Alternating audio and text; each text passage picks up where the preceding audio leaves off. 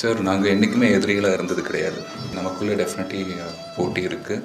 எந்த ஃபீல்டு எடுத்துக்கிட்டாலும் சரி சார், போட்டி இருக்கும், பொறாமை இருக்கும், எல்லாமே இருக்கும். பட் ஒரு பர்சனல் லெவலில் யாரையும் பாதிக்காமல் இருக்கிற அளவுக்கு இருந்தால் அது ஆரோக்கியமான விஷயம். ஸோ எப்படி உங்களுக்குள்ளே போட்டி இருக்கோ அதே போல் வந்து எங்களுக்குள்ளேயும் போட்டி இருக்குது. பட் பர்சனலாக எந்த இதுவும் கிடையாது. ஸோ டெஃபினட்டாக நாங்கள் எதிரிங்க கிடையாது. இளம் வயசில் ரஜினிகாந்த் கமலஹாசன் நடிச்சாங்க.